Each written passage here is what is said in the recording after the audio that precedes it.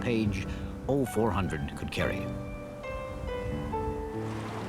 Designers tried various ways to get around the problem. In 1921, the Italian Caproni built this monster, the Triple Hydro Triplane, to see if a larger wing area was the answer. It flew twice before it was abandoned.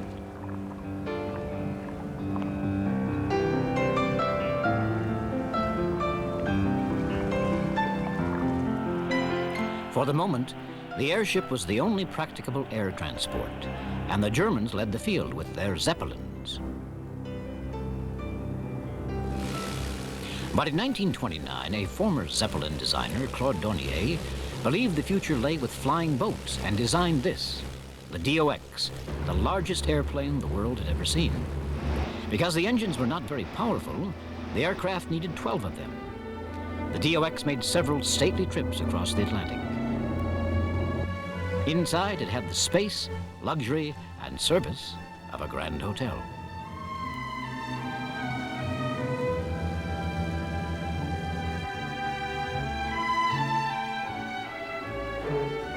On one of its flights, it took off with 150 passengers, 10 crew, and 9 stowaways.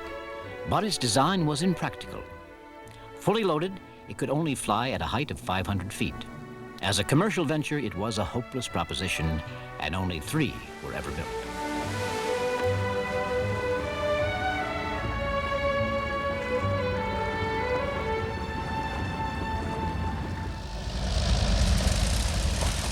This was another German pioneering giant, the Junkers G-38.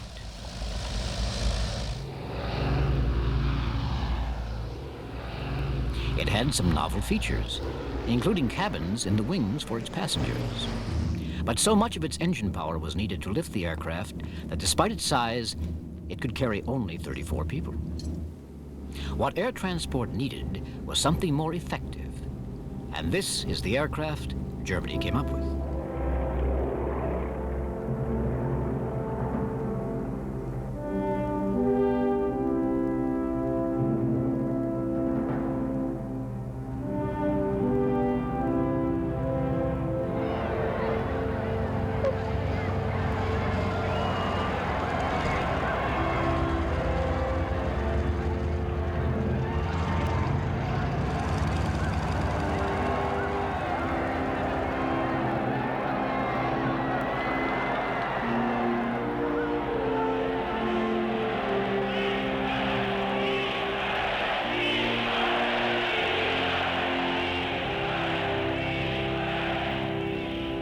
The Junkers 52, nicknamed in German Tarnty-U, or Anti-Junkers, was among the most famous of all transport aircraft.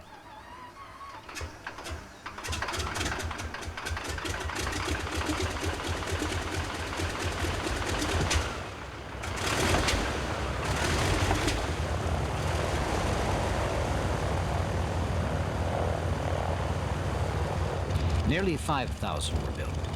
In the 30s, Lufthansa and many of the world's airlines used it to carry passengers.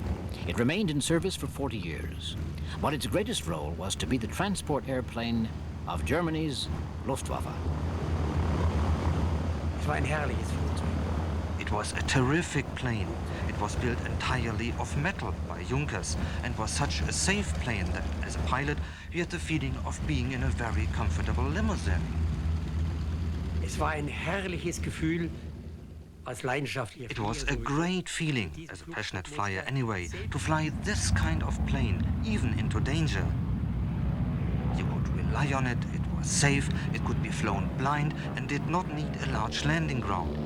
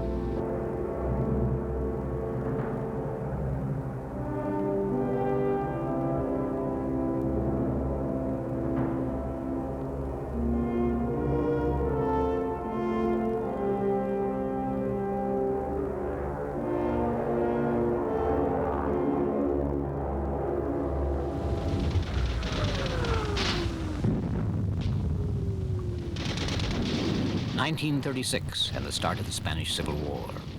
For the first time, the world saw the decisive impact of air transport. Junkers 52s airlifted 10,000 Moroccan troops from Africa to Spain in support of Franco and changed the course of the war. 6 years later, the Junkers ushered in another military revolution in the battle for Crete. Kreta war der erste große... Crete was the first big operation with the Junkers 52 in a role we had specially rehearsed, namely the dropping of paratroops.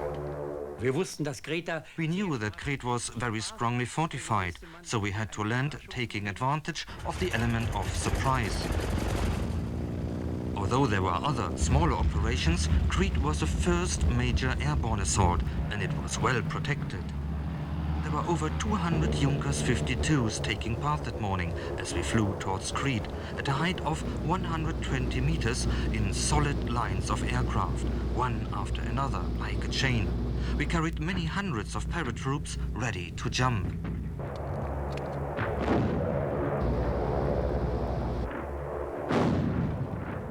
We were greeted with a hail of ground fire. The English shot at our machines from all sides. It was a terrible experience. The battle was a close-run thing. The Germans dropped 3,000 paratroopers, who after a bitter fight captured the airfield. 22,000 more troops were then flown in to snatch a victory. But 170 Junkers 52s were shot down in the operation. For all its strengths, the plane was not big enough to carry the guns and armor so vital for a modern battle.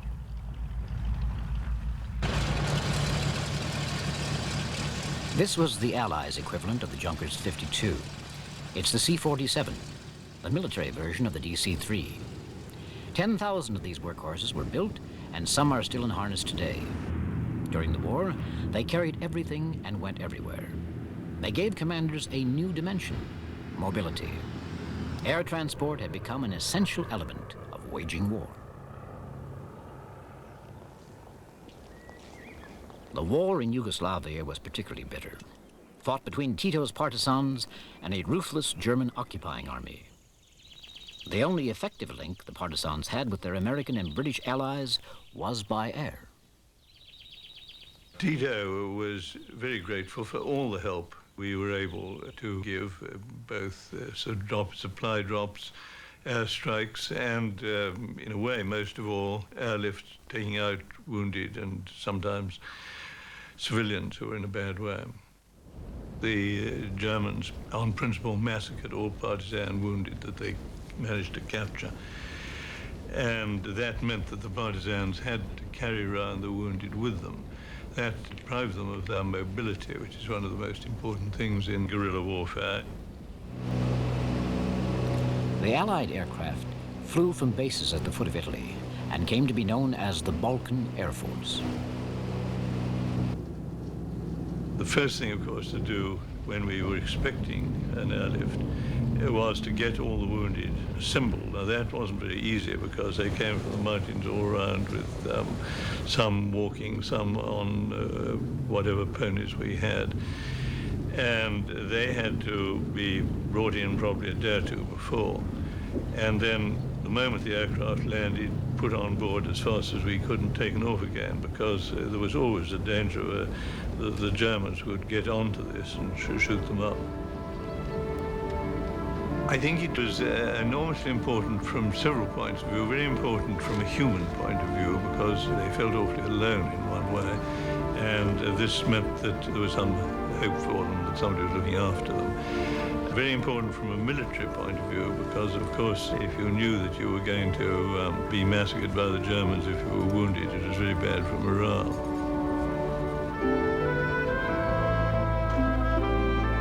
A lot of the wounded were people I knew personally, and I found enormous satisfaction myself in being able to help in this way.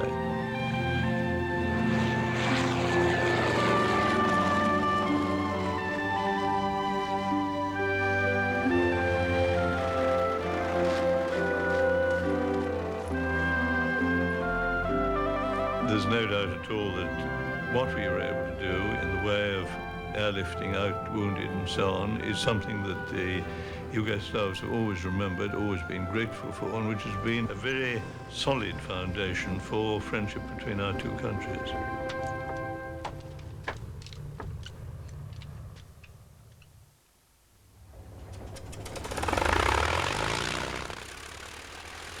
On the other side of the world, in China, there was another group of fighters relying on the C-47. These were the Flying Tigers, American volunteer pilots flying Kitty Hawks against the Japanese in support of the Chinese Army.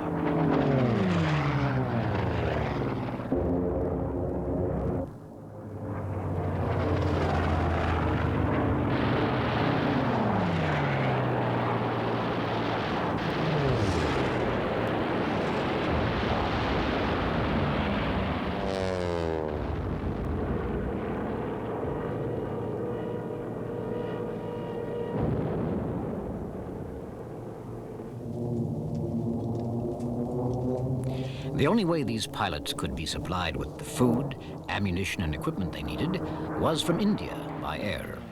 The roads were held by the Japanese. This meant a long flight over the Himalayas to China. Flying over the hump, it was called. And naturally, the first aircraft selected to carry out this arduous mission was the C-47. When we took off from India, the elevation was 4,000. Of course, it was hot. We wore khakis there and our little leather jacket. And of course, we climbed up to altitude, 17, and the temperature would be below zero. It'd be so cold you'd have to sit on your hands to keep them warm. The C-47 did the job until we got a better aircraft over there, but it was not an ideal one because we ran out of power before we could get up to the altitude. It was made to fly below 10,000 feet, and we were flying at 17 to 19,000 with 5,000 pounds of cargo on it. On a clear day, the hump was beautiful, but if you thought about it a minute and if you had to bail out, which some folks did, and walk out of there, it could have been horrible. Finally, the C-47s were replaced with a bigger aircraft, the C-46. But even these were too small for the equipment of modern war. At that time, only the Germans had developed the technology to design really big airplanes. And they had already built another giant.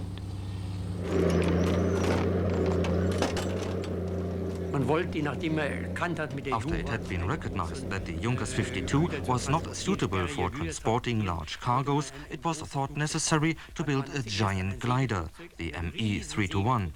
It would then be possible to effect landings on a much grander scale than before. As a landing in England was then being planned, we hastened to build this massive glider, rated to carry one of our 20-ton Panzers and deliver it right up to the battlefront.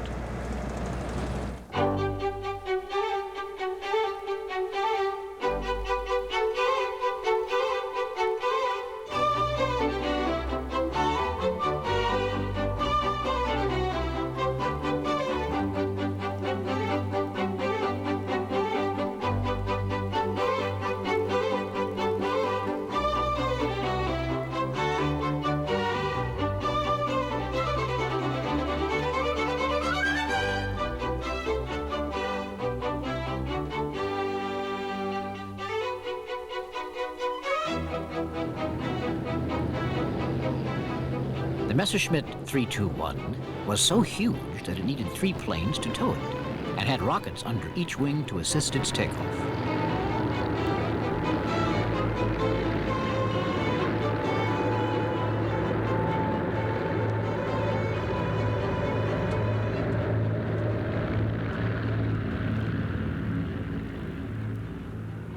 When the invasion of England was called off, the glider concept was abandoned. Instead, the decision was taken to put engines on the aircraft. First, they tried 4, but these were not powerful enough to lift the monster. In the end, 6 were needed. Appropriately, it was named Gigant, German for giant, and 200 were built. As I stood for the first time under this bird, my heart sank. I had no idea how this aircraft could possibly fly. A steel frame with fabric wrapped around it.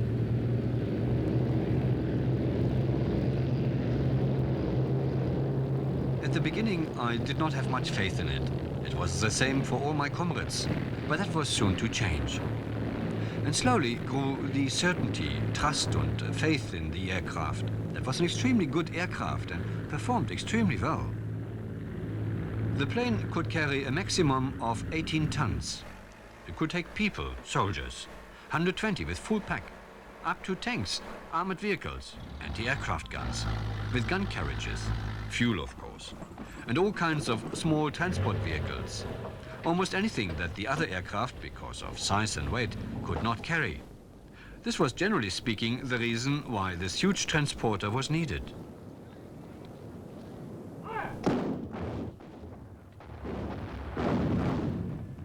The fighting in North Africa was going badly for the Germans. The Africa Corps, harassed by the British, desperately needed supplies, but the Mediterranean Sea was controlled by the Allies. The only way to get vital materials across to Africa was by air. It was a job for the newly built Gigant. We took off at 9 o'clock our time, flew first west, roughly level with Rome, then turned towards Sardinia and towards Algeria. We were 3 machines together. It was a beautiful day. Suddenly, without warning, the shooting began. I had no idea whether it was our gunners behind me in the fuselage or perhaps our mechanics or radio operator, but I soon found out it was an enemy aircraft. We suddenly saw these 3 lumbering aircraft in front of us. The microphones had cracked open and the adrenaline had started to flow and everyone was a bit jumpy. But then we realised that they were in fact 323s. We'd seen them many times before. So we gradually closed on them to attack. And then as we drew level with them, the mid-upper gunner started to open fire and we could see the tracers pouring into him. I could see the shots rushing past me, to the right, to the left of the cockpit, and a few seconds later I knew that we had been damaged. Suddenly, this great lump came off the mid-upper section and he keeled over and went straight into the sea. I must have blacked out for a few seconds when we hit. When I came to, everything was burning. The oil was burning. Of the Marauder, I could see nothing. The Gigant was slow and vulnerable, yet in its day, it could boast of being the biggest operational aircraft in the world. But across the Atlantic, the Americans were designing an airplane 10 times as big.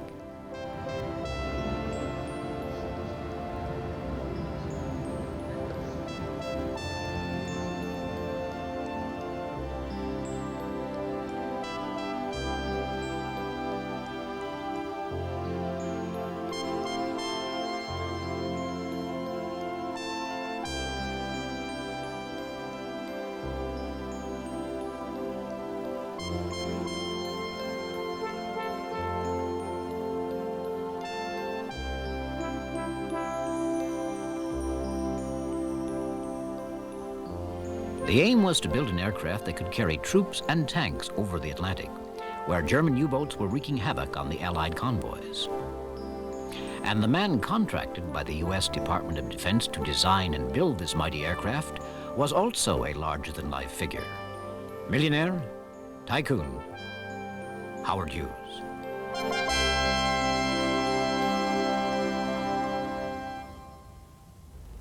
Pilot, plane maker, film producer, perfectionist. Hughes was a man who thought big, but paid attention to the smallest detail. This habit caused delays from the start. Though the contract was signed in November of 1942, it was 44 before construction got underway. By then, the U-boat threat had been beaten, and the plane was no longer needed. Probably the most remarkable thing about it was that it was one of the largest airplanes ever built of wood. Completely of wood. The only metal in that was metal fittings and things like engine mounts and engines and that sort of thing. And of course, hydraulic system, the controls and the tubing. But basically the whole structure was wood. And beautifully done, just beautiful cabinet work in it.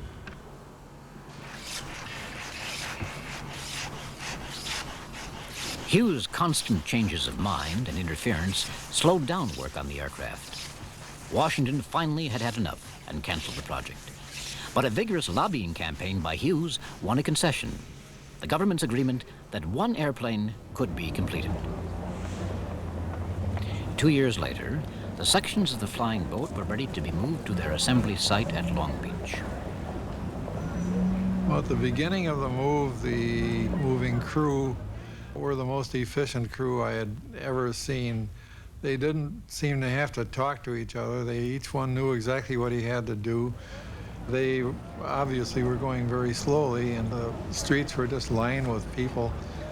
So as they went down the roads, they had to first of all clear traffic, and secondly, take down telephone wires and then put them right back up.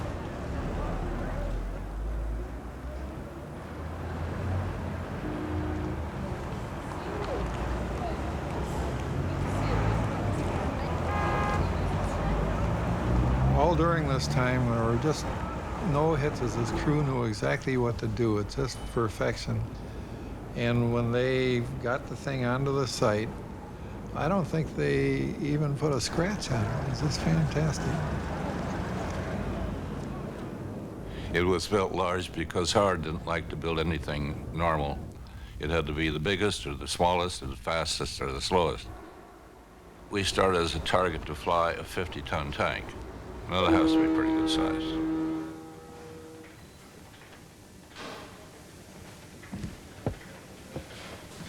He was a perfectionist, but he couldn't make up his mind. He wanted to keep hassling around until he got the absolute best. He sat in the cockpit for hours and hours and hours, moving his little parts around to get the instrument panel just the way he wanted it. But as a man, I enjoyed working with him very much. The continuing delays caused rumblings in Washington. The construction had swallowed vast sums of public money. Hughes was summoned to a Senate committee investigating the project. Its chairman, Senator Brewster, was on the warpath. You do solemnly swear in the matter now pending before this committee? But in front of the film cameras, Howard Hughes was in fighting form. Senator, may I ask a question? Well, now, if you'll just wait till I issue a subpoena for Mr. Mars, I've asked you whether or not you would produce him, and you said you didn't know, as I understand it. I don't remember if that was my answer. Well, what was your answer? I don't remember. Get it off the record. Well, now, Mr. Hughes, I'm asking you what your answer was. And we're not going to have this bickering back and forth. You are before this committee, and you're going to answer the question. You asked me just now about a reply that I made. My answer is I don't remember. Now, the man is taking it down there. Let's ask him. What? Will you bring Mr. Mars in at the 2 o'clock session? No, I don't think I will. Will you try to bring him in? Oh, I don't think I'll try. I've put the sweat of my life into this thing. I have my reputation rolled up in it. And I have stated several times that if it's a failure, I'll probably leave this country and never come back, and I mean it. On November the 1st, 1947, the giant flying boat was finally ready. Hughes prepared to take it out on taxiing trials. The aircraft was officially named the Hercules, but already it was known by everyone as the Spruce Goose. Obviously, flying crept in all of our minds because of the Senate investigation and the impact it would have. I was sitting in the co-pilot seat. We had, I think, 4 newspaper reporters aboard, and of course the Hughes crew. There were about 40 people aboard when we started to taxi. And the first taxi run,